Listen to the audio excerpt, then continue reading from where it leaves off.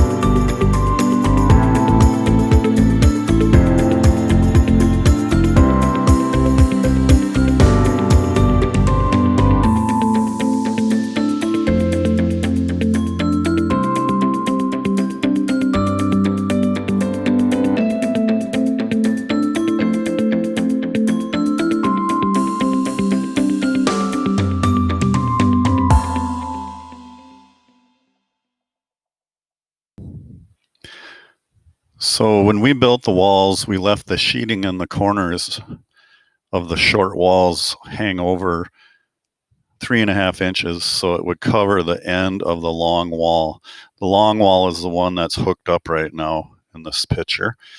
And so the overlap worked out really well, and we held back the framing on the wall that's on the right there, 3.5 inches, so they would tie together nicely. And it worked out really well. I'm happy with the way it fit together. Each corner went together just as it was supposed to.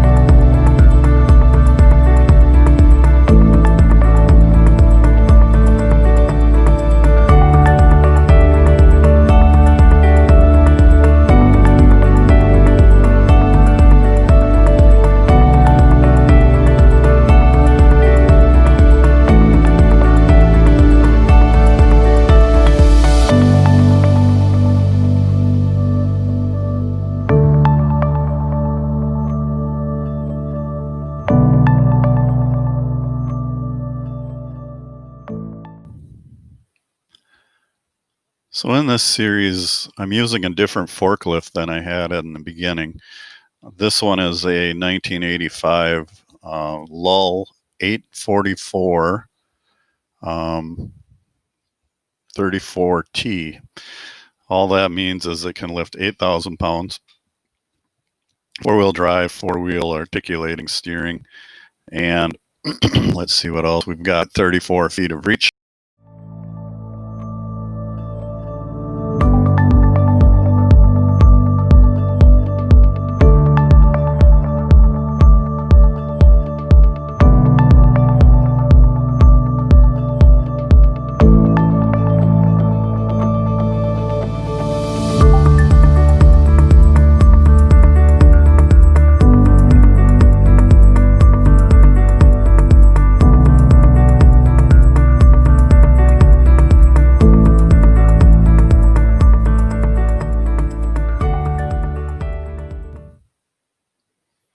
You'll notice that when I'm putting these walls up, I have the forklift hold the wall while I tie the corners together. And on the right, I'm working on the corner there, tying that together with the sheeting that was there and the studs, tying them together. I didn't put the sheets on each side of there, the garage door opening. I should have though, and I'll show you later on when I'm sheeting up the gable end why just as well sheeted these ends. And I do that here shortly after this video clip so that it kept that wall straighter. Otherwise it was sagging with a heavy microlam header in there. And then you'll also notice as I work through these, I'm putting bracing on, triangulation bracing to keep it from tipping while I grab the other wall, unhook this wall and grab the other wall to tie them together. Once they're tied together, I don't need the bracing anymore.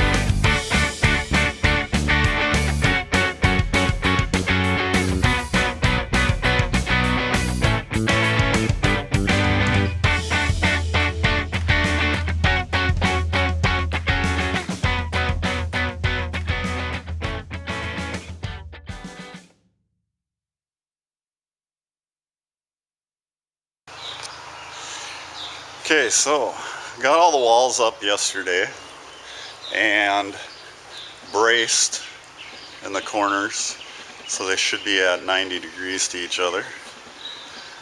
Checked them with a square. So we're ready to set rafters.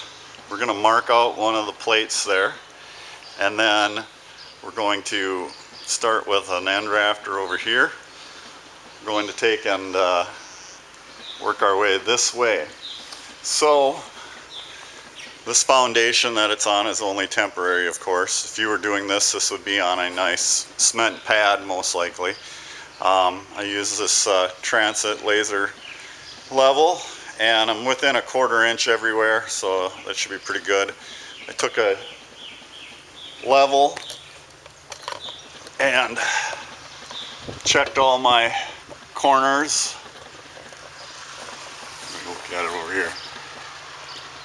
We're in between the lines everywhere, so I think we're in pretty good shape. We should be able to start marking out those rafters. Okay, I've got the trusses over here. One thing I'm going to do is from the peak, I'm going to measure down rows of sheeting plus 1.5 inches. So 12 feet is right where one row would end, plus I want 1.5 inches. That'll leave a gap at the top for the air vent, ridge vent to go on. So I'm going to put a mark here at 12 feet 1 inch or 1.5 inches. I'm going to hook on and measure and do the same thing on the bottom rafter, and same thing on the other end. So this first rafter, actually, I only have to do it on these top two because they're both gable ends. So these top two will get the 1.5 inches, 12 feet, 1.5 inches, and that way we know where to start our row of plywood. And you'll see how that goes once we have them all up there. Alright, got my marks on both ends. Now I'm going to cut these straps. When you cut these straps, you want to be careful to stand clear so that the pile of rafters doesn't fall down on top of you, break your leg or something else.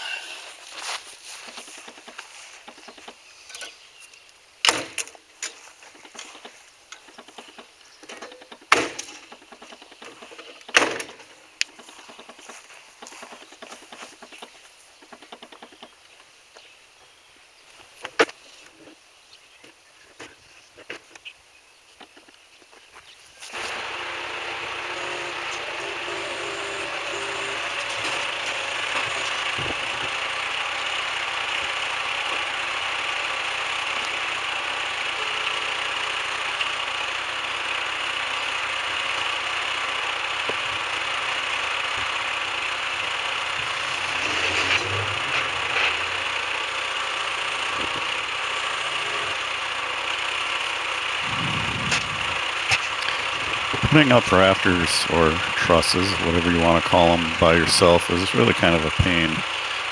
It's nice having a forklift and a jib to hang them from, but it's also very nice to have somebody holding it and guiding it into place as a machine operator is lowering that rafter.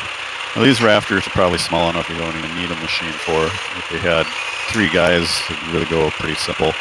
You would just leave them lay inside the walls upside down and then flip them up so that they're in their right position, and then nail them down.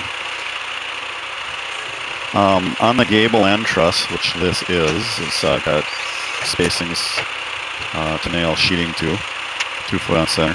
I put long 6-inch construction screws in and screw it straight through the 3.5 inch on edge 2x4 down to the plate so it's flush with the outside framing. Those screws are strong enough for this small rafter that it would hold that. And then I decided, yeah, I need somebody, so my brother-in-law came and helped. And now we can put these rafters up a lot easier. And so what we're doing is we got the first one up, and then on the side on the right side of this picture, those are marked out. They're marked out on both sides. But we're going to nail the right side down solid. We line up the butt of the rafter to the outside wall framing and then nail it down in place so that it won't move. But we leave the left side in this case free to slide back and forth because we're going to have to straighten out the right side wall and then put a row of sheeting on. That'll keep the right side wall from being crooked or anything. And then once that's done, we can straighten out the left wall, nail down the rafters on the left wall, and then put sheeting throughout the whole structure. So we're putting these temporary bracing or spacers on right now so that we make sure that the trusses are 2 foot on center. So our wall studs were 16 inches on center. These roof trusses are 2 foot on center. So each of those boards that we're using for spacers up there are marked out 2 foot on center with an X and line. That way they get them nice and straight, spaced evenly.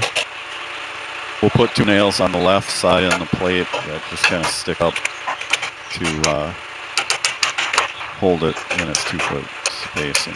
So here's another camera view setting up all the trusses. And then we'll put triangulation bracing on it. And we'll be ready to straighten out wall and start sheeting in the next video. Hope you enjoyed, and we'll talk to you in the next one.